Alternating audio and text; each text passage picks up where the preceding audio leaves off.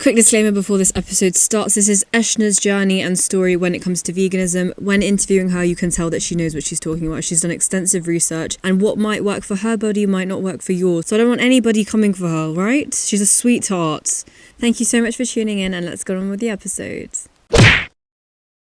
Hi, Eshna. How are you? I'm good, thank you. You look so pretty. The golden hour is insane. I know, it literally just came out, literally just as I opened my laptop, so. Well, even like, what's the time there now? Like 9? It is 9 in the morning. Oh my God. Yeah. You get such nice, it's literally just like cloudy and grey here. Because you're in Canada. Yeah, it's so nice. Everything just feels really like open. The skies are always blue. The sun hasn't been shining too much. It's snowing quite heavily at the moment. I was going to say, so you've got snow and sunshine. Yeah, it's so nice. I just wanted to say thank you so much for being so supportive with my podcast as well. Like ever since the start, you've always been messaging me saying, you know, you liked some episodes or like I'm doing so well, and it's just been so nice. I literally know I admire you so much because I know how much courage it takes to like post something online. It is so, you need to really like build up to it. And I don't 100%. Think people quite realize how much you have to, you know, like work your way up to like even just posting like a TikTok or. And like, it also takes so much time. Don't you think? Yeah. Oh my gosh, yeah. I was literally messaging someone the other day who also does like food type content. Yeah. And he was saying that he spends so long doing the voiceovers. And I was like, trust me, been there, done that. Yeah, because you do that, don't you? Yeah. Because you have to like sync the voiceover to what you're showing as well. So you have to make sure you speak not too fast and not too slow, like. And then try and match it to the music, and like even just taking the videos takes the longest. And also just the aesthetic, like your reels are so pretty. Like it's a joke. They're so nice. Oh, so today I literally just wanted to talk to you about like, obviously, like we said, you're in Toronto. So moving to from the UK to Toronto, you went to uni here, didn't you? In the UK? Yeah, you went to Cardiff. So like what you studied there, why you wanted to go to Toronto? Because I know that was like your dream, right? Moving to Canada. And then obviously like you're like a fully qualified lifestyle coach. Is that what it is? Yes, so it's like a nutrition qualification. So I've qualified as a nutrition and lifestyle coach, and if I want to qualify to like being a full nutritionist, I need to do a couple more years of that. So I'm the nutrition and lifestyle coach for the moment, but who knows what would happen in the future. Oh my God, amazing. And obviously you're vegan as well. Yes, so whilst I was at uni, well, it's my last year of uni actually, I turned vegan and haven't looked back. So yeah. So no slip ups, nothing, no like, oh, I crave a little bit, none of that.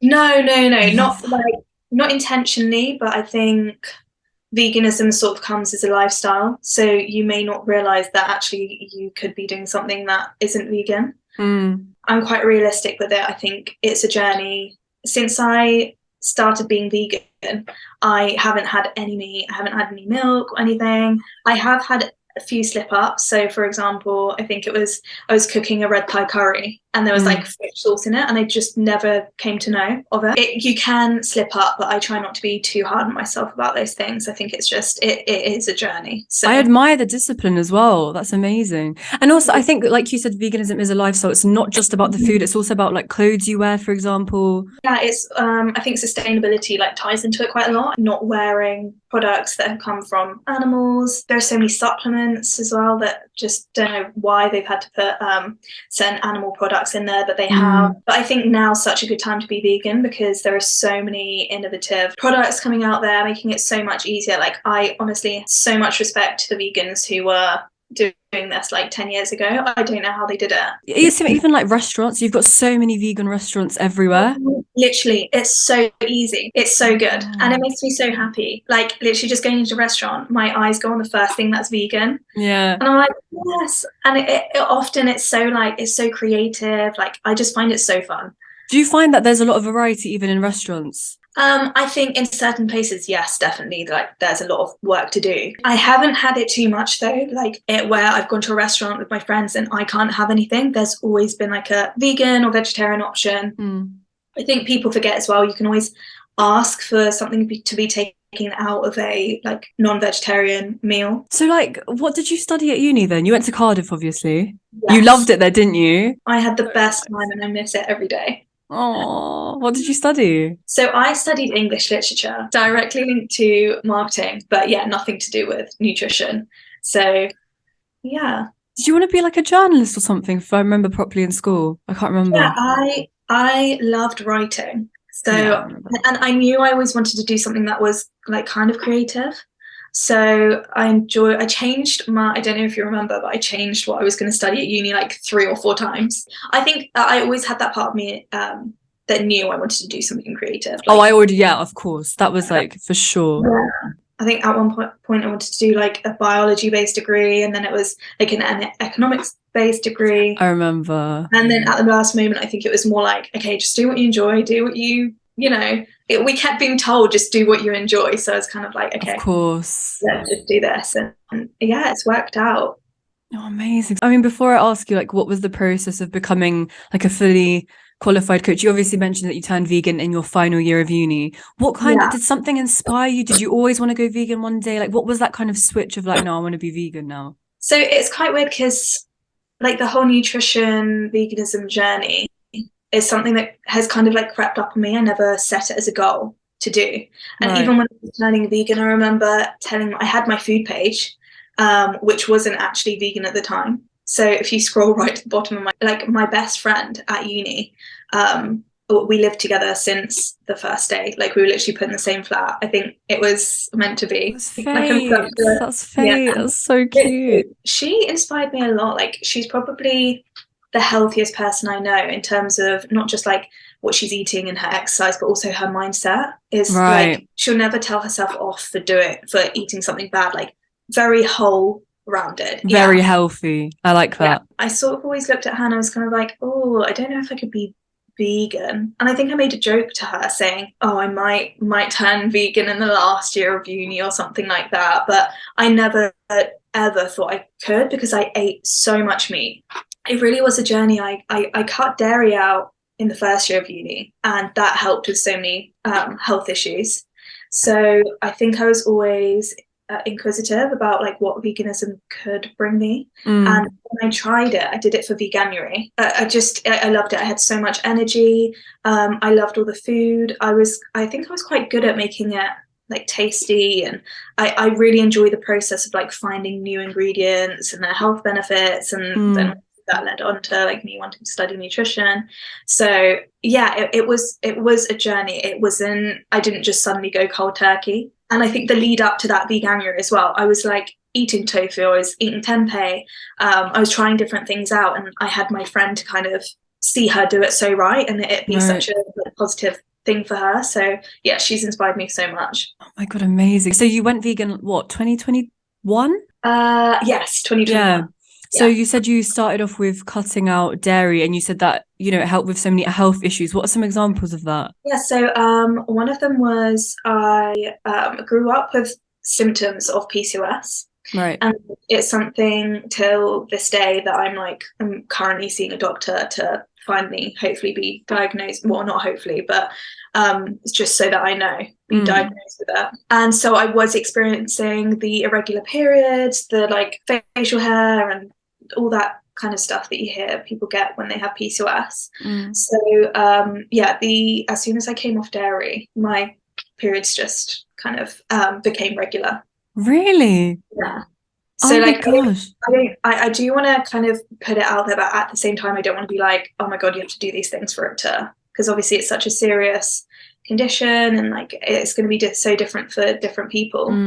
But I think that's what kind of made me think, oh my God, food can have such an impact on your body. Like imagine what you can do if you really kind of master it for yourself. No, of course. What is PCOS for people who don't know what it is? So it's polycystic ovary syndrome. I think there are a few symptoms that they kind of talk about when they're trying to diagnose people with it, and it's kind of like hair thinning, having hair in unwanted areas, so like on your face and your body, and also the irregular periods. Right, okay, I see. Oh my God, that's crazy that like they just went regular straight away. Yeah, not like overnight, but like as a gradual thing. Yeah. I've seen so much stuff online about gut health as well. Yes, just like if you look after your gut, it affects your mental health, obviously your physical health. It's crazy. It does. Yeah, it heavily links to mental health. They did I think it is called the SMILE study. They basically got together a group of people who had some depressive symptoms. If you're interested in it, you should totally search it up. Yeah, I'll put it in the description for sure. Basically find that people who had been eating a healthy diet, I think they were following the Mediterranean diet, which is kind of known for being great for longevity. And these people at the end of, I think it was a 12-week trial, but they also followed up with them after 6 months. And they found that the depressive symptoms had sort of like gone away. Oh my gosh. Yeah. And people are talking about the gut-brain axis all the time. Actually, a really fun fact, 70 to 90% of serotonin is also produced in your gut. So you can imagine wow. gut controls so much, especially when it links to mood. That is incredible. And also you said about how you got an increase in energy, because some people, I think there's a huge misconception with veganism. People think, people, like there's a whole, quite a negative stereotype that like you barely get, and you're not eating much, there's not much variety, and there's no, how can you get more energy?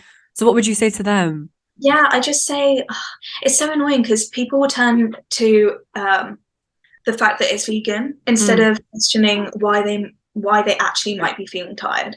Because there are so many meat-eating people who, are deficient in so many things and do have these symptoms of kind of like having fatigue or like whatever. But as soon as you label someone as being vegan, it's kind of like, oh my God, they're not allowed to eat all these things. Where are they going to get their protein from? And it's so not true. Like, I think, there should definitely be more information provided to people who are turning vegan, because it is a massive lifestyle change and people do need to be prepared for it. Yeah. And I think that's kind of what's inspired me to like keep posting content about being vegan and how to make it nutritionally complete, because it is different and you do need to meet different requirements. So I would just say kind of look at what you're eating. Are you having all your proteins, fats, and carbs, obviously, but the proteins and fats are going to be what keep you full. Yeah. So if you're lacking on them, then that's probably why you're not feeling full or you're not feeling energetic. So I think that's really important.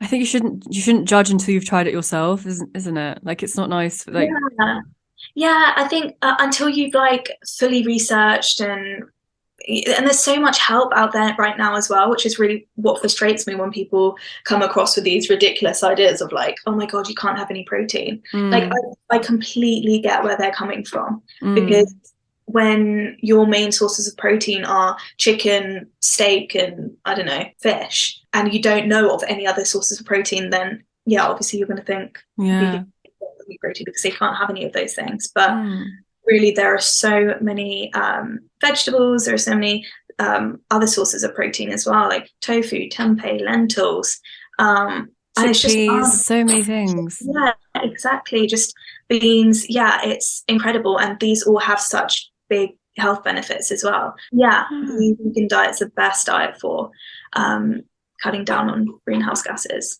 Yeah, even because I've seen all your reels and everything on your Instagram. You have so much variety, and I would say the most is probably protein along with vegetables. You get a lot of protein. I've seen it. Yeah. I think it's because I'm so conscious of it as well. I think it's so easy to transition to being vegan and have all the things that Asda have stocked on their shelves.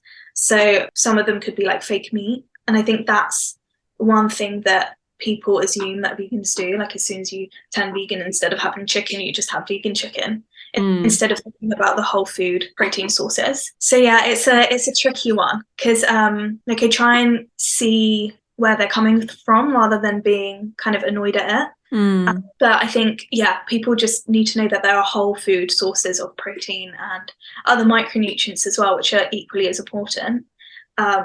You can get a nutritionally complete vegan diet. I was going to ask, obviously you're Indian. Yes. And you're North Indian as well. You're Gujarati, if I remember properly. I am North Indian Punjabi. Oh, Punjabi, okay. So obviously, were your family non-veg growing up? Yes, we were like, well, I say we were, like, they still eat meat. They have cut down on their meat, kind of product of me being vegan. And I always say this to people, I'm like, if you want people to jump on a certain movement, it's better to inspire them rather than like generate fear within them. And that's I think also like showing by example rather than just like telling them and lecturing. I think that's also quite good. Yeah, like I've never wanted to be that person. And again, my best friend who was vegan before me, she was so good at handling these situations, and it worked for me. I'm vegan now, so and she probably Yeah. didn't give you like lectures or pester you or anything. She just kind of inspired, like you just said at the start, she just inspired you just by how she kind of lived her lifestyle. Yeah, and she was so like non-judgmental. Like I love obviously that. it's annoying when people are kind of coming out at you with certain myths that you know aren't true. Yeah. But apart from that, I think you just need to understand someone, where they've come from, like Cool. the culture. It might not be possible for everyone. I actually worked for my very first, it was an internship. I did it whilst I was at uni, and it was for a superfood company in London. Oh, And they amazing. were like selling products which were completely vegan, but she couldn't be vegan because she was allergic to so many things. Like she just wouldn't be able to eat anything if she turned vegan. So she had anaphylaxis and was allergic to, I think, like she was allergic to certain types of lentils. She couldn't have any nut butters. Like nuts were a massive no. So it's kind of like you don't want to. There should be no judgment on either side. Like Yeah, I agree. Inspire them and tell them not to try it out. Yeah. No one should judge from either side. Is basically what I'm trying to say. Right. So I was going to say, like, obviously being in the Indian household, and obviously when you moved back after uni and stuff, when you moved back, what was it like, trying to be vegan when you've got like meat eaters around you? Or like, did you ever feel a bit, I don't know, like disciplined? It was hard, yeah. It was less that I wanted to eat the meats. Like I think when you go vegan, a lot of people say this, you watch all the documentaries and you're completely put off meat. So it wasn't in terms of like craving anything. I didn't crave anything. Right. It was more I maybe wanted to eat something like, I don't know, a certain dessert that everyone else was eating, but it had milk in it. And I didn't have to kind of like sit there and watch other people eat it. Again, it's a journey. You learn that if you are in those situations, for next time to like bring a little like dessert with you, or like I love Deliciously Ella brownies. Oh, I remember Deliciously Ella. Yes, I love her. Like she's an amazing role model for anyone who wants to do plant-based. Yeah, it's just making sure that you can eat with people and still enjoy that kind of like food dinner time, because otherwise you're not going to make an enjoyable experience for yourself. So, I mean, when did obviously you went and became a fully qualified, level 4, is it level 4? Level 4 nutrition? Yeah. It's like, what, so let's say you've graduated from Cardiff. What made you sort of be like, no, I want to go into nutrition now? What was that kind of process like, and how did you get started, and where did you do it?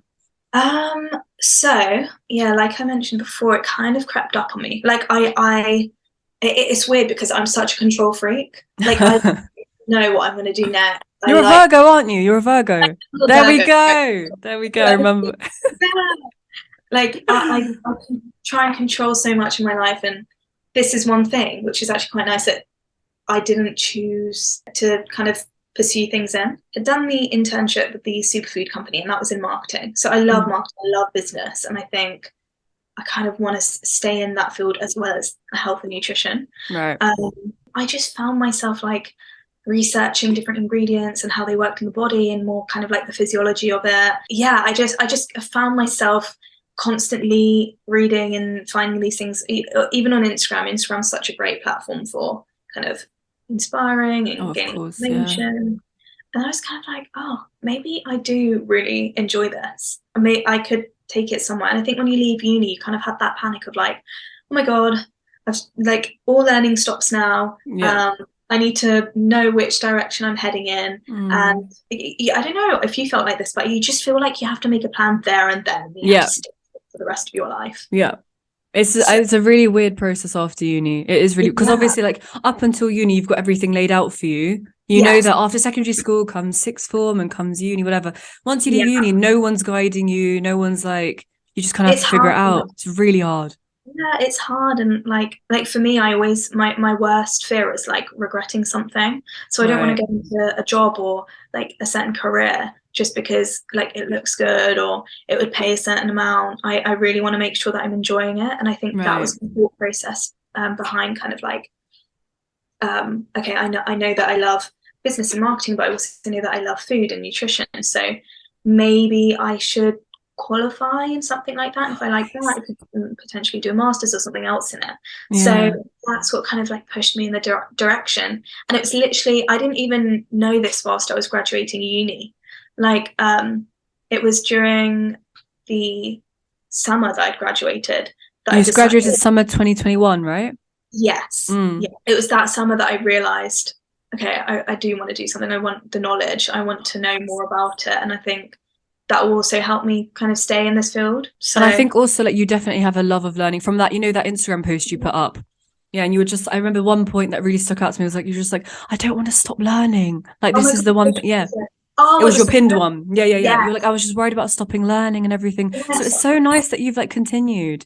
Yeah, I just think learning, for some reason, everyone thinks that learning stops when you choose that you're not going to do a master's or you're not going to do PhD. Like, learning is happening all the time. I think the real source of learning is actually being in a work environment. Completely agree. Just learning on the spot, throwing, 100%. Yeah, exactly. And like with the like even the content creation, it's like it's such a heavy learning process. It is. Learning how to edit, like you said, doing the voiceovers and all of that. It's a skill. It really is. Yeah, exactly. And I hated ICT. Like, I didn't do these things. Do you remember ICT? Oh, I remember. And I think we all did well, but like, no one enjoyed it. I've always said with school, I loved learning in primary school because you get thrown into everything. My favorite subject was history, Eshna. I didn't even take it for GCSE because as soon as because when I went to secondary school, it was just analyze this source, see if this source is biased. And it was just like how to write an A-star essay. I was just like, I want to learn what happened.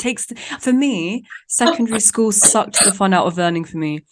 So now that I've like left uni, things like science and stuff, hated it in school. But now I'll watch science documentaries all the time. So I prefer learning outside of school when you're not just following a syllabus. You're learning on your own terms. Yeah, exactly. And sometimes the sources that you're given at school aren't the best sources. I think having social media and different platforms and what's the one called? It's a platform where I think it's something like Skillshare. Okay. No, I haven't. Shall I Google it quickly? Skillshare. Yeah, Google it. That's great for like learning from other people.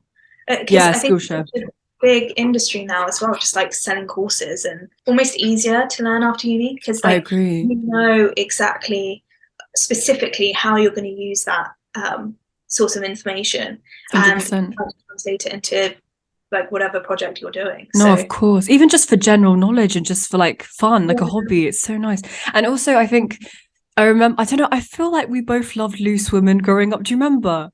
Yeah, I did. I really liked it. We used to love, because I feel like with that you also get different perspectives. Yeah. You don't get that in school. No, I think it's also the awkward time of like everyone's around the same age, everyone's trying to impress each other. No one wants to be too bold with what they're saying. I mean, there were people who did. Oh yeah, of course. I never wanted to get too political because I was always so scared of what other people would think. Me too. Even with this podcast, Yeah, I know. And I think that gradually you will get there. Sometimes we live in a world where another argument is kind of like, no, I'm not listening to this unless you just agree. I don't know. I think out in the real world, it's nice to listen to different perspectives. It's definitely not. And I think that even if you don't agree with the opposite view, there's always something to take away from it. 100% agree. I don't know where I read this, but someone was saying the best debate comes about when you can understand where the other person's coming from and then take that further for yourself and your own view. No, 100%.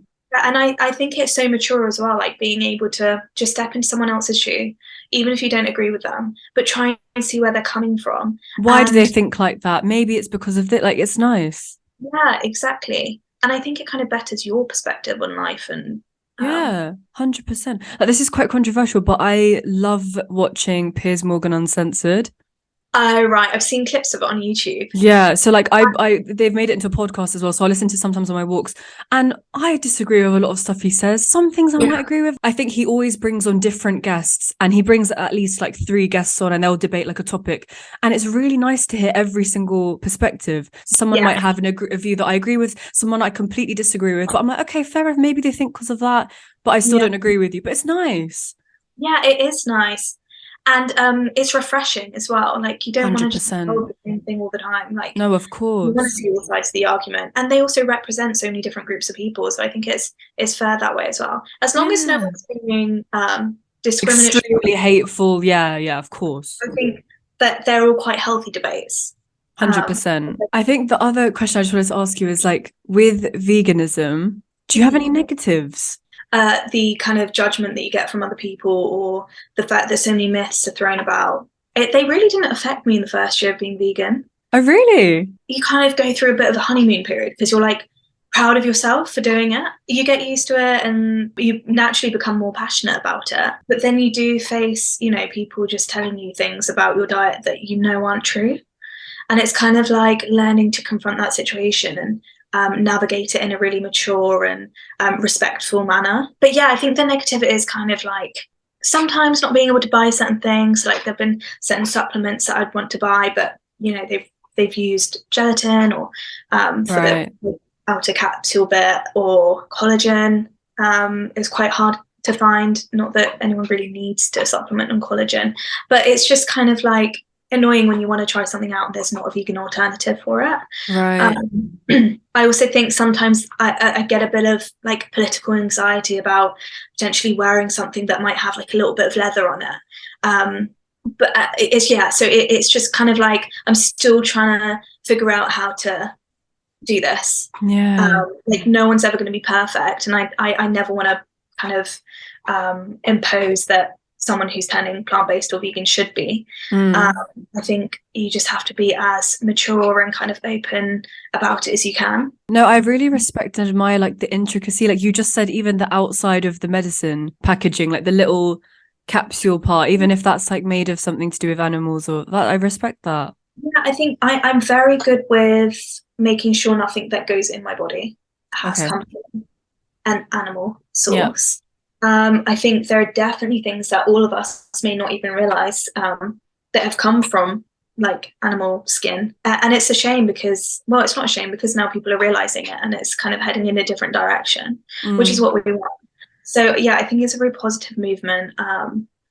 But yeah, can be, I think the myths annoy me the most, especially the nutrition myths. Like, I remember reading something about, they were talking about how they wouldn't want to turn vegan because they didn't trust the protein source. Right. Proteins are all built from the same like blocks, amino acids. So if you get all of them, then you'll be fine. Like, that is still going to be a protein. Like, people have these odd perceptions of what vegan protein is and how it's so different. But at the end of the day, all proteins are made from the same building blocks. So yeah, it's just kind of understanding why they might think like that, and then if they're open to having the conversation, kind of guiding them through. I think you've got to protect your mental health as well, because it can get a little bit like, it might touch a nerve here and there, or it might, like, do you know what I mean? Yeah, like some days I just don't feel like talking about it because it's something that's brought me so much goodness. I don't want someone to sit, especially when you know that the person's not generally inquiring for themselves, like they just want a debate. So yeah, you have to kind of be in the right frame of mind for it. I do really respect people like, I don't know if you've heard of Earthling Ed. No. He's like a very strong-minded vegan, and he go and debate people about why they're eating meat and whether it's ethical. So he kind of comes from the ethical side, and yeah, he's very kind of cutthroat about it, which I don't think I could ever be, because that's not really my approach. But I really respect him for being able to go out there, and a bit like how you were saying you enjoy watching like Piers Morgan. Oh, of course, yeah. It is kind of like, yeah, I like that you are taking advantage of your free speech. And he's standing up for what he believes in. You have to respect it, even if you disagree or agree. Like, you have to respect it. Yeah, exactly. So I think, yeah, they'd be the only negatives. The rest of it is really exciting. Like, what would you say are your top positives then? Obviously, like you said, your health, you've got more energy. What would you advise to someone who's thinking of being vegan, or what would you say to someone who's like they feel like they can't, but maybe they want to try it out? Like, what would you say to kind of inspire them or motivate them to kind of change into a vegan lifestyle? I would say educate yourself on it first. Like maybe have a certain date where you are like, okay, that's when I'm gonna go cold turkey and not have, any meat, any dairy. Right. But work yourself towards it, because you have been living in a world where you have been conditioned to think that you need to drink milk and that you need to have animal-based proteins, where as really don't. So if you go and read up on those areas, follow vegan influencers, or there are so many great podcasts. There are also so many kind of like leading plant-based doctors now as well. So go and enjoy yourself, inspire yourself. It's exciting. Don't forget that. It's a good thing that you're doing for yourself, for your health, for the environment, for animals. Like, I'll be completely honest, when I turned vegan and started watching the animal documentaries that were more to do with the ethical side of it, I felt so stupid, because I didn't know any of that stuff was even happening. And I was kind of like, how have I lived 20 years of my life not knowing that this stuff goes on? Like, it's actually, I felt so kind of like ashamed of myself. And when you relate back to the thoughts that you're having when you're watching the documentaries, you feel good about it. It's not like you were asking about the cravings. You don't necessarily crave something. You learn that maybe it was the taste of it, that maybe the seasoning you really liked. Like, I loved Nando's, and I still do love Nando's, and I love that they're so great with their vegan menu as well. But I think when I was eating their plant-based meals, it was kind of like, there's no real difference. Maybe it's just the sauces, the condiments that they're using that makes me really enjoy it. So yeah, I think just take yourself to loads of different like nice vegan cafes, and don't try and do it all in one go. Maybe cut one thing out at a time. Right, yeah. So just gradually introduce it to your diet. Yeah, for me, I think it was probably, the transition took like half a year. Right. But it just so happened that Veganuary was the time where I completely just went vegan. Do you think also surrounding yourself with other vegans helps you as well? Not just because of like discipline or like motivation, but it's in terms of having someone around you kind of gets it, and kind of you can go to vegan cafes together, for example. Exactly. Like, you don't even have to go to vegan cafes or restaurants. Like, as long as you're going somewhere with the right options, then it's definitely. And I think that's one thing about my uni experience that helped me so much. So many of us were flexitarian, vegetarian, or vegan, and it was just so exciting. We were so excited to try all these different things out, and find new restaurants to go to. Like, this is what I mean, just inspire yourself, excite yourself. It's such a nice journey, so and you feel good about your health and what you're doing for the planet. And yeah, I think I've become a lot more sustainable since going vegan too. It just opens so many doors. Yeah, it's a lifestyle thing, isn't it? Yeah, it really is. And I think, firstly, if I hadn't met my friend, the one that I have lived with since first year, I don't live with anymore, but I don't know if I'd be vegan. Really? Yeah, I think it's been a big part of it. Shout out to her then. Shout out to her. Amazing. Yeah, I think definitely surround yourself with people who inspire you. Like, I had a couple of other friends at uni as well who I just loved the way that they were looking after themselves, and veganism happened to be a part of their wow. Their lifestyle. Yeah. So I think this is such a random thought I just had, but I think, like you said, get creative with it, whatever. It does keep you creative, because you're thinking of like, maybe I can incorporate these two together, because obviously it's not as like mainstream as like other dishes, because like you've got like, you've got various things like chicken chow mein, you've got all these stuff, but with veganism you can really get creative with it and make it your own. Yeah, you it really stimulates your brain a little bit. I think that's quite good for the Exactly. It's like brain yoga. I think it's really fun to find substitutes.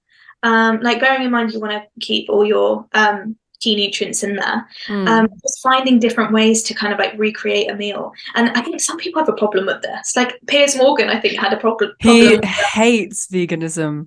He's coming at it with all the wrong. Because I think his main argument that he says is like, What about, when you guys drink almond milk, you Oh, kill several bees? And I was listening to what the vegan was saying. I forgot her name. Sorry, that's so rude to say the vegan. But the guest who was vegan who came on, she was just saying veganism isn't about being perfect. It's just like doing the best you can.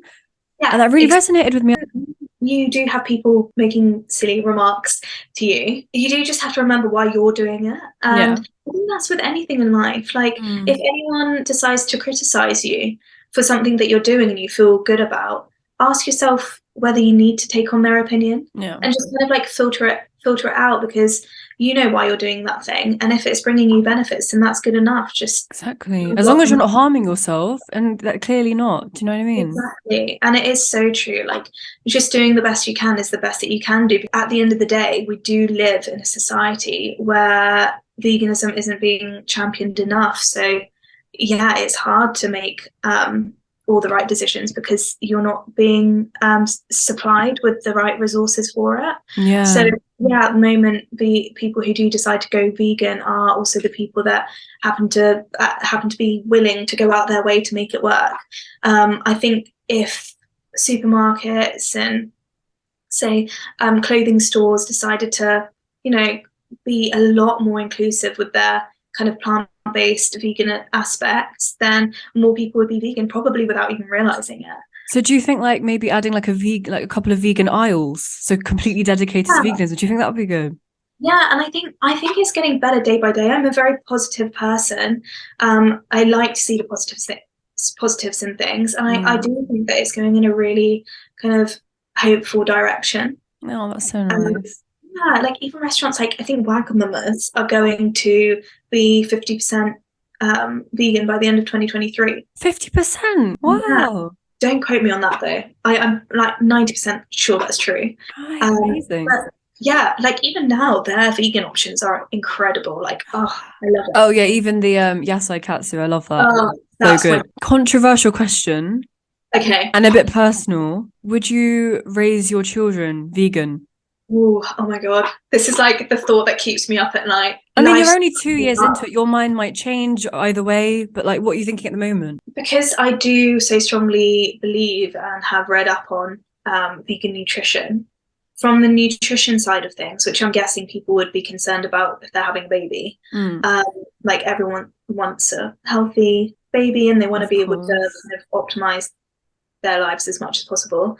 I would be vegan, and I think I would raise them to be vegan as well, but with the same principles of wanting to inspire them rather than telling them, you have to do everything vegan like me. I would bring them up in a household where hopefully they'll love it as much as I do, because like I said, I it's such a fun thing for me. It's finding the ingredients and reading up about the nutrition and realizing that actually nearly all plant-based foods are superfoods, so except from the processed ones. So I probably should have said this: vegan plant-based foods. I refer to whole foods, not always the processed foods. I think the processed foods are fine, and like you need them there for enjoyment and stuff. Like, and when we're talking about the healthy aspect of a vegan diet, we're talking about the whole foods. Right. Yeah. So yeah, hopefully I'll raise them in a way where they enjoy it too. If they don't, I don't know what I'm gonna do. So through demonstration, like you said, rather than like lectures. So like what your friend did with you. Yeah, exactly. And she actually did her dissertation on prejudices that vegan mums face. That might be published, so I can ask her. Yeah, let me know. But actually, I don't know if you follow her, but her name's Healthy Girl Kitchen. Her on Instagram. Like, I think. Do you follow her? I do. Okay, let me go on your Healthy Girl Kitchen. Yeah, I love it. You've got so many health things you follow. That's amazing. Oh really? Yeah. Oh Like no, it's not showing up. I think you follow it on your personal. Oh, I don't know if you have that. Like, you follow different pages on. No, yeah, for sure. Oh yeah, I've got her. Daniel Brown. She's pregnant. Yes, yeah. I'm just excited because I'm like, we need more role models and more case studies of it going so well. Is she thinking of raising her child as vegan as well? I think so, yeah. Raise them vegan whilst they're at home and kind of don't have a choice over what to eat and stuff. I think also with children, they're so easily influenced. It's either one way or the other. They might want to like be rebellious, or maybe like they want to try it out, but they might not enjoy it as much because they weren't brought up on it. No, so like for example, I never was brought up with like, I never had turkey growing up at all, even at Christmas. So when I tried it growing up, I hated it. I mean, it's dry anyway, but just in general, like you don't really enjoy things too much if you're not brought up on it. Even with sweets, some sweets I was never brought up on, and I try it now, I'm like, I'd rather have the sweets I was brought up with or whatever. Yeah, and that's exactly what I mean about like, a lot of it's to do with your conditioning. Yeah, going vegan could potentially be hard because you've been so heavily conditioned to like certain foods. You have to change your taste buds. You have to re-educate yourself and revise what your protein sources are. Like, it's so easy to do it once you know what steps to take. Do you care if your partner's vegan? I think I'd be lying if I said I didn't care, and like I don't think it's my place to decide what anyone else's lifestyle is. Like when I think about relationships myself, I do think like I'm a very independent person. I would also want them to be independent with their like thoughts and beliefs and stuff.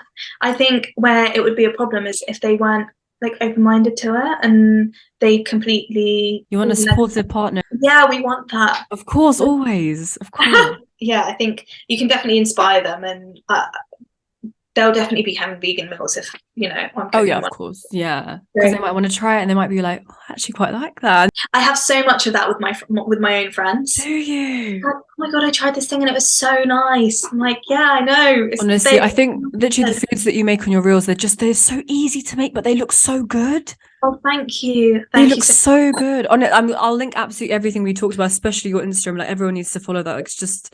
And the aesthetic as well. You can just see how much time you put into your reels and everything. It's incredible. Thank you.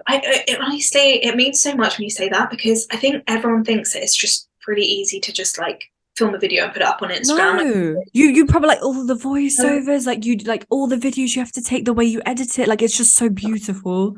Your Instagram just looks so beautiful and colourful. Like I love it. Thank you so much. So honestly, it means a lot, because like obviously I really enjoy doing it, but it's so time consuming sometimes. I'm like, why am I doing this? I was gonna ask you, with the time consuming, how do you balance your, like you do a marketing 9 to 5, right? Yes. How do you balance that and doing like your content creation with nutrition and also finding different recipes to kind of film as well? Yeah, so I think because I enjoy it, I'm happy to be doing this in my like free time. Right. It's a hobby, right? It's a hobby. Yeah, it's a hobby, and like hopefully, maybe potentially one day, like I'll fully immerse myself into it. It will happen. It will. Thank you. But yeah, I think because I enjoy it so much, it's kind of like what I think about anyway in my free time. I like that though. You don't see it as like a thing you have to do. Yeah. You're doing it because you love it. Yeah, and sometimes I kind of wish I did more of it. Like I've tried to say to myself, right, Sundays I'm gonna like film. Yeah. And sometimes it just doesn't get done, and I'm a bit hard on myself for it. But yeah, I think just staying excited and inspired. Where do you find your recipes from? Is it like from Deliciously Ella, like all of those different recipes, or do you make up some stuff? Obviously you're going to make up some stuff yourself as well. Yeah, they're kind of like, it's more most of them are my own recipes taken from different places, but like a lot of it is like, oh my God, I've discovered this amazing superfood and I want to show people how to use it. That's kind of like the angle that I come from. Amazing. Yeah. Have you inspired anyone to turn vegan, do you think? You definitely have, even if they haven't messaged you, definitely from looking at your Instagram. Incredible. I've had a couple of people message and be like, oh my gosh, I'm eating more plant-based stuff, and that makes me really happy. I think we need to take away the stigma from being flexitarian. Like I think there's a really negative stigma attached to it, and I think it's actually a really, really good thing. Like every little counts. Making changes in your life that are enjoyable for you so that they're sustainable and long lasting. I think that's what flexitarian can bring so many people, especially if they are wanting to cut down on meat for the environment or themselves, or something is better than nothing at all. Always, because a lot of people, I think there's like you have to choose one or the other. You don't, like that's not real life. Nothing in life is black and white. I think maturing is realizing that and working things into your life how the way that you can make them work. So yeah, I mean, with your qualifications and stuff you've had, where did you do that? Did you do that in Canada or in the UK? So I did that in the UK. Right. It was with the Institute of Health Sciences. It was all online, but Amazing. yeah, it was really good. I think the graduation was in person, but wasn't able to go because I wasn't here. Yeah. But the way it worked was kind of they gave you the work for the module you were doing, and you got to do it in your own time. And every other Wednesday we'd have a seminar evening. So it'd be like 2 or 3 hours of everyone kind of catching up on the work with the lecturer who had provided it for that module. And for every module as well, there was a lecture weekend. Wow. You would have like, I think it was 5 hours on the Saturday and then 5 hours on Sunday. And you kind of get all the assessments done together. That's so nice, because then people who have 9 to 5s, they can do that as well in their free time. That's It's so completely flexible. I love that. Yeah, it kind of like opened my mind up to like, my God, there's so much we can do. Like, you don't just have to do uni or do things just the conventional ways. Like, these courses are amazing. Yeah, that's so nice. It's so funny because I follow a lot of health people. Yeah. Obviously. And like sometimes I come across like certain information posts that they've created, and I'm like, you've definitely done the same course as me. You have just regurgitated that from like this chapter. Oh my God. Like, I think the rise in like health coaches and kind of holistic lifestyle is so exciting and fun, and it's going to be so great for everyone. Oh my God, I love that. How long was that course for? So that took me almost a year. I think it was just under a year, like 10 or 11 months. Oh my God, amazing. And then after that, you moved to Canada, or was it before? Yes. Actually, there was a bit of an overlap. So that was hard to kind of get my assessments done, move, and start a new job. But I got it done. Like, yeah, well done. Amazing. Thank you. I was just going to say, for you, like, how about you? How are you getting on with the podcast stuff? Because I feel like there's so much we have connected with over kind of like content creation. No, for sure. I think like I felt exactly the same with you about, after graduation, it's very much like you don't really know what you want to do. I definitely wanted to continue my podcast. So around this time last year, I was going through like the worst, which is why I was so inconsistent with my podcast. I literally uploaded like 3 in 2021. It's disgusting. Yeah, but that's fine. Like, I literally, I'm the same. Like, I want this to go far, and it will. Like, we planted the seed. It's just the plant's going to keep growing and growing. I can really see it really suits your personality, and I think it's so like beautiful when people find something that like brings them so much joy. And it is funny because it's like you're not taught those things at school. You're not taught different like career paths, or you're not really presented with the full opportunity that the world has to give you. Because I think especially us as well. I had Tanvi on last week. Tanvi Virmani, yeah. So she talked about like her acting and things like that. And obviously she's gone in the creative field. Oh my God. That episode's coming out like this Thursday, and then yours will be the week after. Incredible. I was meant to see her like when I was back. I'd see her in Life of Pi when I was back for Christmas. I couldn't make it because I had exams. I was so upset. I was so upset it got cancelled.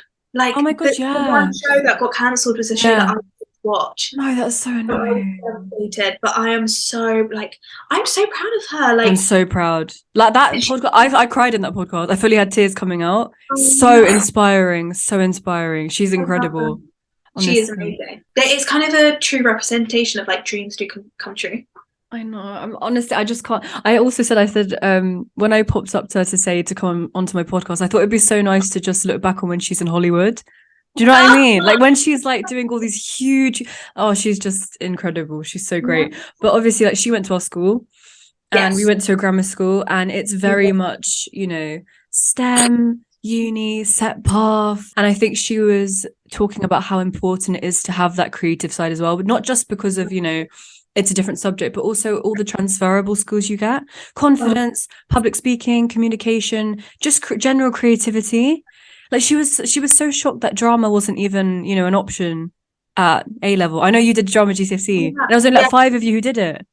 Yeah, exactly. Like it was awful. It was, our school was very STEM based, and I think nothing wrong with that. I completely get what she means about the transferable skills, because I mean, my mum talk about this a lot. Like, no matter what profession you're in, whether it is STEM based or not, I think you can always take what you're doing so far by, I don't know, like teaching other people how to do certain things, or coming on YouTube, or going to do like talks with people. And those skills of like she said, public speaking are so useful. And like for me, I've had to do pictures at work, and the fact that I've done like Lambda has helped me so much. Yeah, and you do singing as well. And like I just, I don't know, I'm more, I wouldn't say completely confident. I still get nervous and I still get like anxious about doing certain things. But like say with wanting to do voiceovers or coming on this podcast, like if we're doing that stuff now, think about what we could be doing in the future. So yeah, I think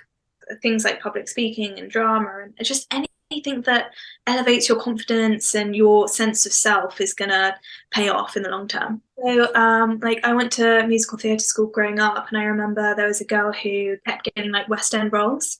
And I asked her before she went on stage we were all doing solos. I was kind of like, oh, you know, I can't wait until I don't get nervous anymore. Like when I grow up and I just don't get nervous. And she was like, Eshna, that's never going to happen.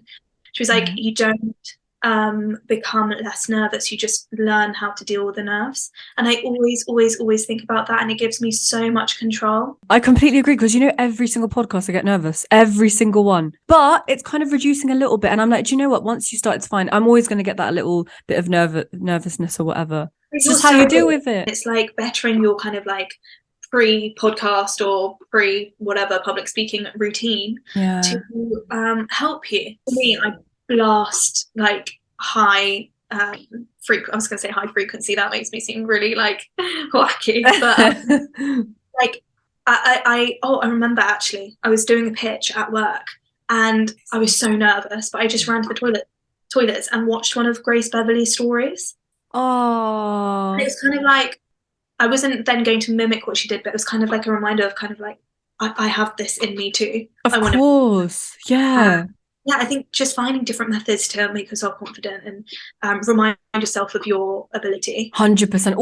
Always back yourself. Know you can do it. Believe in yourself, and then also put yourself in uncomfortable situations as well. Because if I'm terrified of public speaking, but I never do it, I'm always going to be terrified. The more and more I do it, the more confident I feel. Comfortable as well. Yeah, exactly. You have to put yourself in discomfort. And it's funny you said that, because I was actually listening to a Jay Shetty podcast about, he's great. He's so good about putting yourself in uncomfortable situations to grow. And literally straight after that podcast ended, your invite message came up. No way.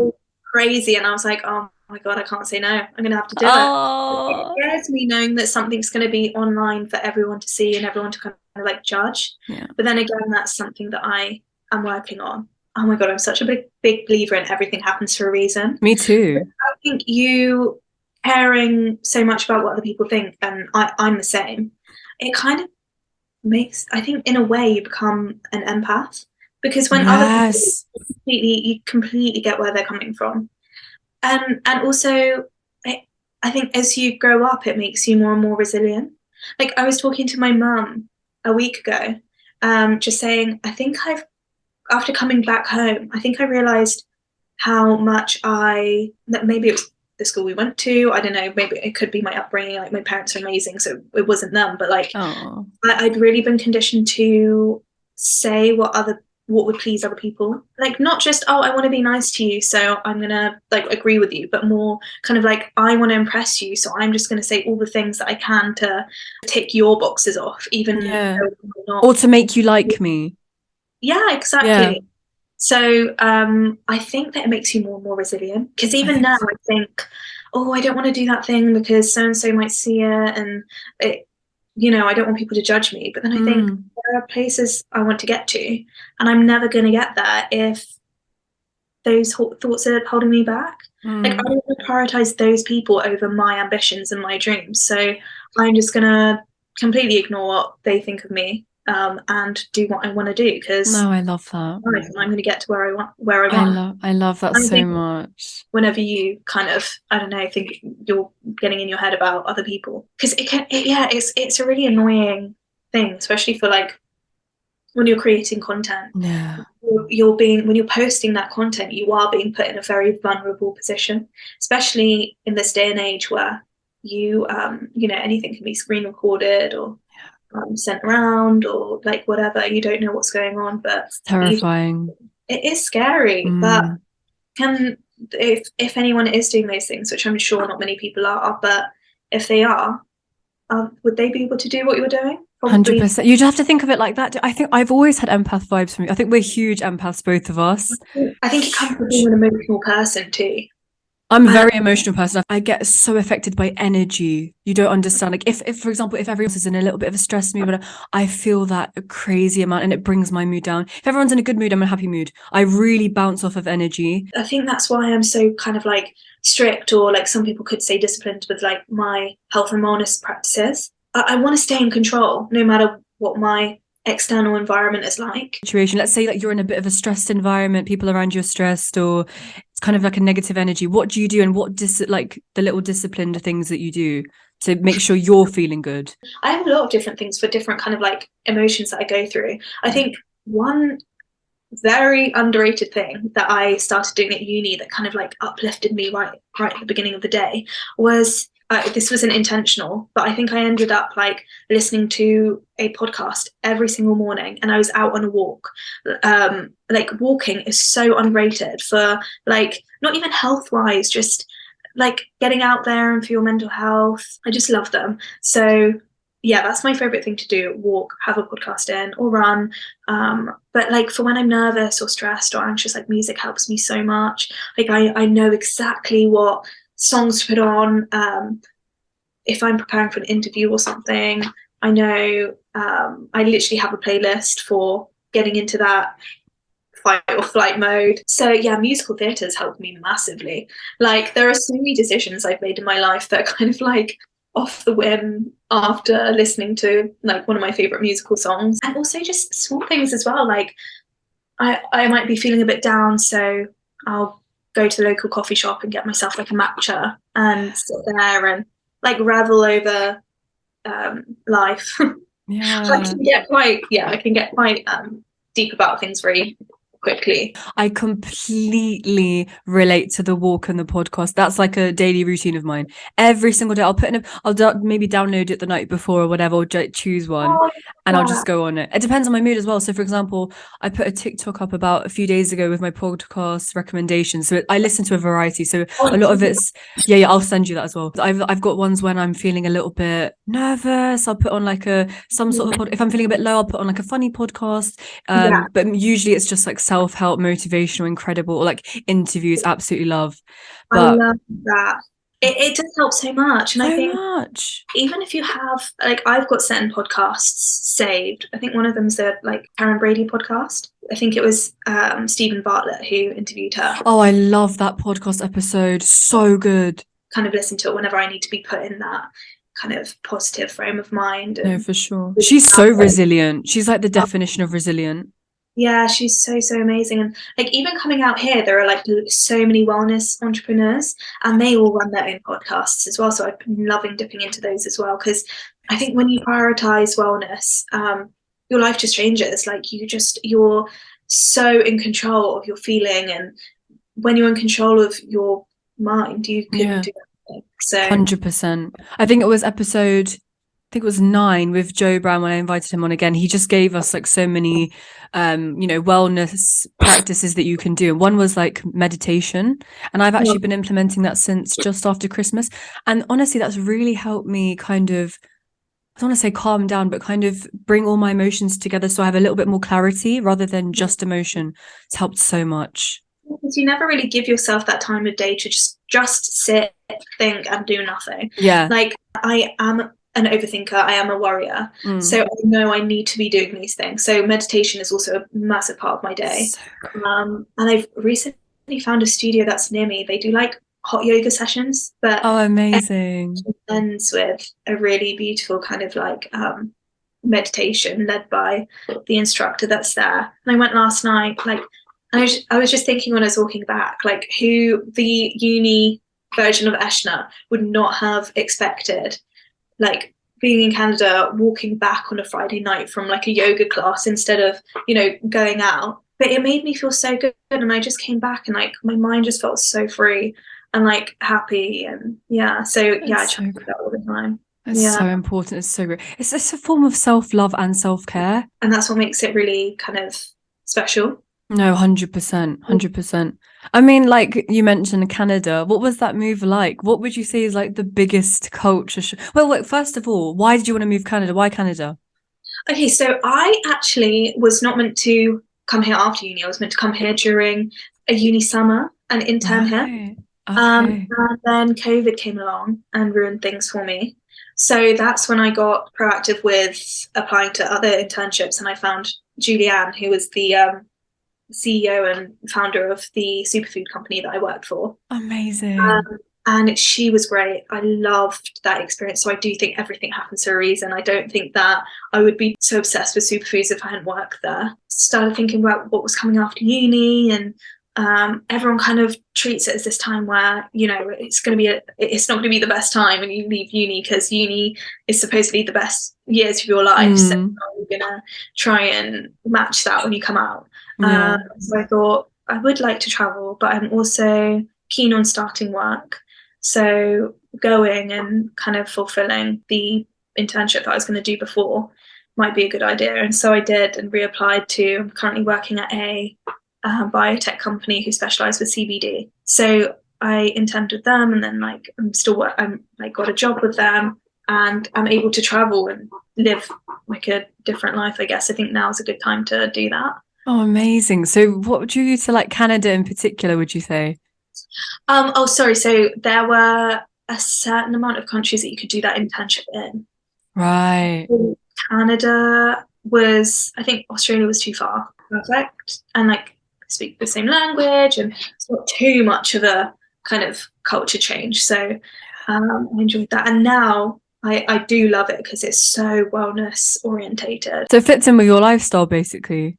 Yeah, it does. Like, I find something new every day. Oh, that's so great. You're in Toronto, aren't you? Toronto. Yes, I'm in Toronto. I also love Vancouver, like British Columbia. Great. Who are you living? Are you living by yourself?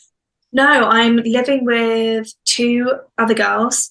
They also graduated last year. So Amazing. we're kind of like all at the same stage of life, which is also really fun. And they're so nice, so cute. So I've been so lucky with them. Oh, that's so great. Yeah. I mean, you said that there's not much of a culture shock, but what would you say is like the biggest difference between Canada and the UK? Is there anything that you've had to like adjust to? There's definitely not too much that I've had to adjust to. I think obviously because I'm living in a much bigger city, it can get quite like overwhelming at times. Right, yeah. Because like being at uni in Cardiff, it was just such a calm and a very small city. Like it's a massive change going to such a, you know, the skyscrapers, and like it is quite overwhelming at times. And I am someone who like needs to have nature nearby, which it's also like great for. So I think that was one thing, like adjusting to a big city type thing, and the subway and how to get around. And yeah, there's not too much. That's weather. Weather, it snows a lot here. Yeah, rain as much as England, but it definitely snows so much more. But it's manageable. It's not been too bad yet. Yeah. And then the accent's probably just the only main difference, isn't it? Yeah. Oh my god, I stick out like a sore thumb. So many people come up to me and be like, "Oh my god, I'm British." They like the English accent though, don't they? They love it. Oh my god, amazing. They really, really love it. I get so many people approaching me. It's so funny. Do you ever get homesick? Oh, that's so weird question, because like I don't know if it's homesickness or not. Like I definitely miss like my parents and my friends. Yeah, you're close with your family and friends. Yeah, I'm so close with them. But I also think everyone's doing their own thing now. Like I got to see everyone at Christmas. It's like it's such a big lifestyle change after uni. You know, you don't get to see anyone all the time anyway anymore. So I think I'm familiar with that fact, and that's kind of made me less homesick. Cool. You can always travel back. It's not that long, is it? Yeah. So it's closest. So great. I'm like that's like what, 5 hours roughly? Yeah, 7. 7. Oh, that's all right. That's fine. I had a Rija Cowles on my show, episode 8. She put her vision board for 2023 on her story. So I remember popping up to her and I was just like, this is great, but it's just a little bit like, I'm a bit worried about this. And she was like, Garima, the thing is, I completely understand that, evil eye, I understand that. Because I was like, I don't want people to kind of like, and she was like, but Garima, whatever will be. And if it's meant for me, it will happen. Yeah. So she's not afraid of putting things out into like to people or whatever. And I respected that. Like I'm such a big believer in what's meant to be will be, but also if you don't ask, you don't get. And I think putting it out there is a way of asking. Oh, 100%. Putting it out there for yourself and kind of setting that as a standard for yourself. If you set goals for yourself and you work towards them, you're going to get there one day. I asked her, I was like, what do you think about evil eye then? She was like, I get that mentality, I get it. But if it's about your intention as well, if you're doing it for like a positive change, then what's the problem of me putting the vision board on my story? Like, no matter if people say anything or maybe they don't believe me or whatever, I know I'm going to get it, so I'm going to get it. It's about manifestation. So she's not afraid. And I love, and she's so confident in herself, and like she's going places. She's incredible. But yeah, I love that mentality. You have to have that mentality, because otherwise, like, so much is going to stop you 100%. from getting to. I strongly stick by, if you don't ask, you don't get. Eshna, that has always been my mentality. Do you know why? Because I said this to my friend as well. She was a bit nervous about asking someone for something, and I said, look, if you don't ask, it's a guaranteed no, guaranteed. Yeah. But if you ask, it could be a no, but it also could be a yes. And so when you ask and they've said no, all right, it's fine. They said no, your life hasn't changed positively or negatively at all. It's exactly the same as before. But if they say yes, it's a great opportunity to grab it. So there is never a harm in asking. If it's a no, it's never going to change your life negatively ever. It's just going to be the same. Always ask. Yeah. Always ask and always take action, I think, as well. Always. Yeah. That's what Arija said as well. Always take action. Don't just like put it on your board. You have to take the action as well. Yeah. Believe and take action. I think there's another quote that I really love. Like, if you do nothing, nothing happens. I kind of keep that in mind when I'm like thinking about all the small things that I'm doing that I convince myself are not substantial enough for where I want to be. Even with like job applications, like if you think a job is extremely competitive, like millions and millions and millions of people are applying, and you're just if you have the mentality of like, oh, so many people, I'm not gonna get it, what's the point in even applying? Again, it's a guaranteed no if you haven't applied. And if you have applied, okay, maybe you might not get it, but there is a chance you are. Yeah, you have to have that go-getting attitude.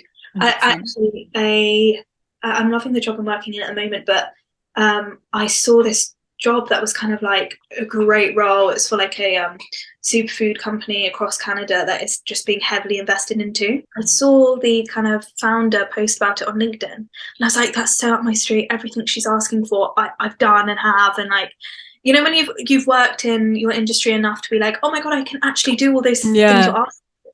So I went to have a look the day after I found the job, and the application said closed. And I was like, no, like, why would they have closed like that? No, I'm not applying. So I did my cover letter, I did my resume or CV, and I also filmed a video talking her through like what I would do and why she should believe in me, and sent it to her personal account, because I was like, but I was kind of like, this is representative of my go-getting attitude that I'm actually proud to have. Like, you have to believe in yourself and like push yourself and, you know, go that extra bit further. And she like personally replied to me, basically being like, I really love this, like, please could you send some more information over? I'd love to. So even though the applications after the deadline, and like 1,200 people had applied to it, so definitely people. Oh, Eshna, I love that. You have to do things for yourself, and you have to like. Don't let anything get in the way, like even a deadline. Don't let a deadline get in the way. Phone them up, be proactive. Don't try that at uni. Uni deadlines, but and don't like wait. Don't just think if a job is coming up and there is it. Don't just wait after the deadline. This is like I love that. And get what you want. I think get what you want from life. Like, I don't think we realize how much opportunity there is in this world. People say the universe is so giving as well if you actually want it and you actually try. Yeah, exactly. I love that. There's much more abundance than all of us can see. But yeah, so like what can we expect from Eshna in the future? I really dodged that question there. So like I mentioned, I'm falling in love with kind of like the mechanics of business more and more. So I always saw you in business, you know, always. Really? Yeah.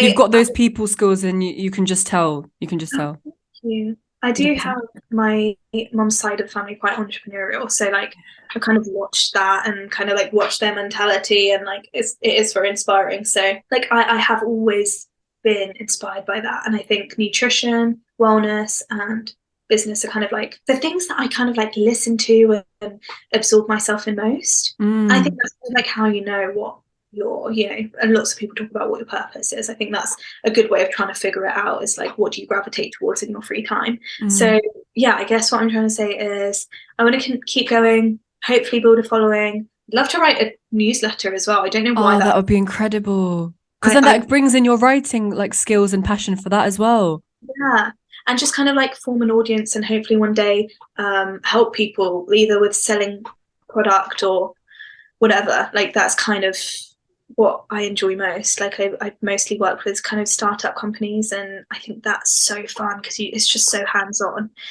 So yeah, I think that's kind of like the direction I would like to be heading. I'm backing you all the way. Like, you'll just keep at it. You're amazing. Honestly, like, thank you so much for coming onto my podcast. Thanks for having me. Like, even just sending me the invite, it meant so much to me. You're just so inspiring, and I just think I love your approach to veganism just in general, and how you've inspired so many people, and all your creativity. And I'm so glad that you've kept your passion going. Thank you so much. Because that was something that you said in your pinned post, that you were worried that you were going to just have to forget about your hobbies or whatever, but you've carried on with it, and it's just incredible. Thank you so much. Yeah, I've really enjoyed this, and I think it's nice to reflect with someone else on like what you're doing and where you're at and where you want to go. So this has been such a nice experience for me, and I love what you're doing. You need to keep doing this, and I'm gonna look back and be like, oh my god, I was on her podcast one day. Oh, that's so kind. Thank you. No, thank you so much for being so supportive with all my episodes. You're welcome, and like nothing I'm saying is like not genuine. It's also genuine. Thank you so much. You're doing amazing. It takes so much courage and skill and talent to do what you're doing. So do you know what was really nice? I think you said about, do you remember the caffeine and alcohol podcast I put up? Yeah, I love that. I love your solo episodes too. Do you? A lot of my friends have been saying you should bring some in here and there as well. Yeah, you should. I've seen that pattern quite a lot with like podcast presenters, where they do a few interviews, but then they also do I'll definitely do some more solo for sure. You're funny. Thank you. Out of the 2 solo episodes I did, I was most myself in that one. I think the one before, which was just about me going MIA, it was episode 4, I think. A lot of my friends were like, Garima, you were a bit tense in front of the camera. You weren't really yourself. You have to open up. Like, you do, yeah. Like, this is my first podcast. Yeah. Oh, that's an honor. That's so great.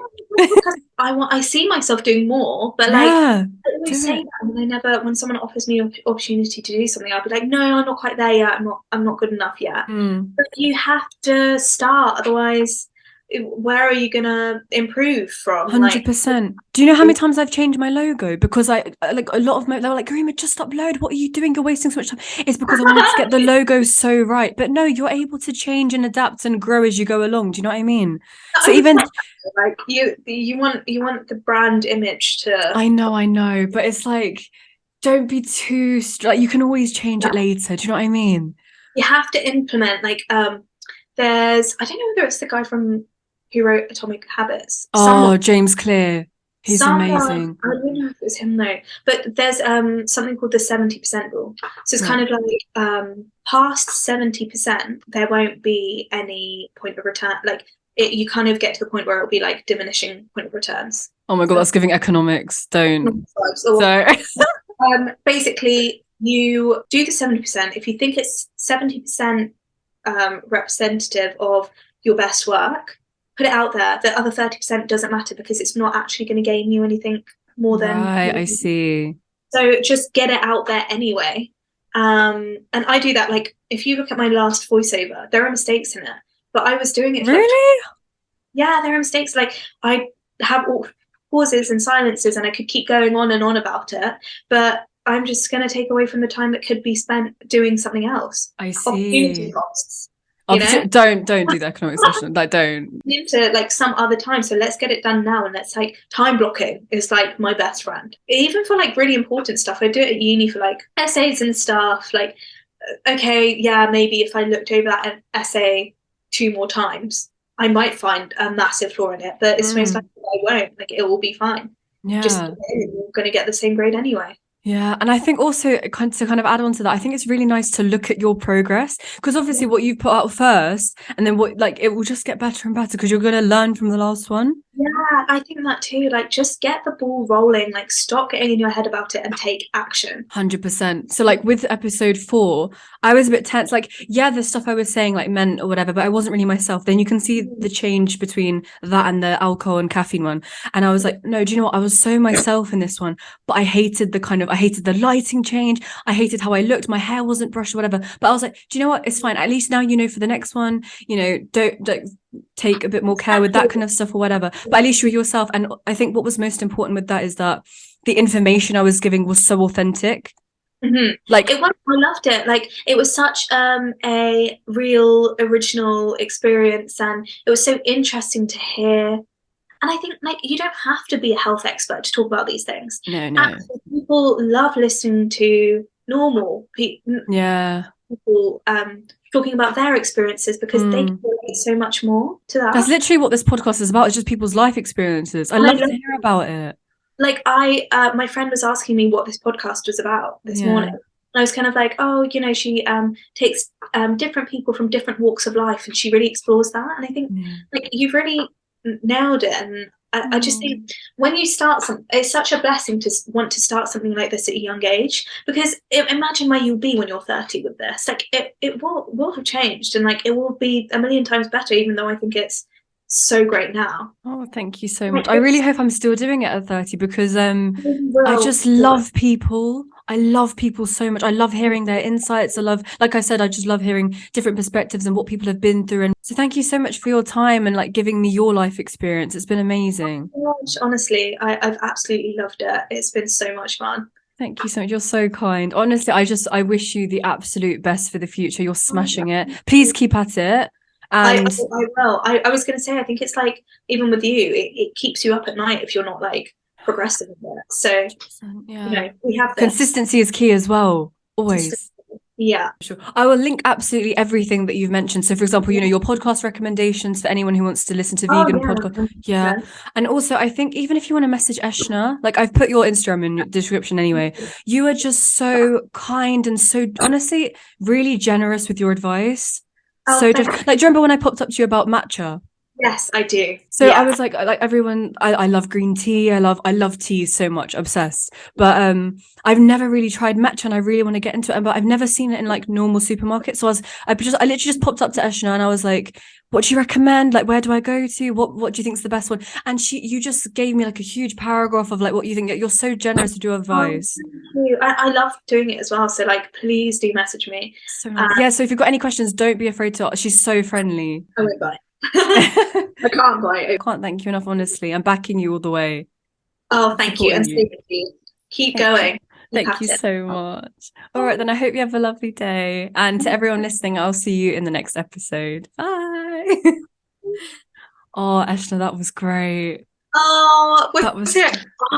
I like I said, like I was genuinely being. Oh, genuine. Wait, don't. Was that recording?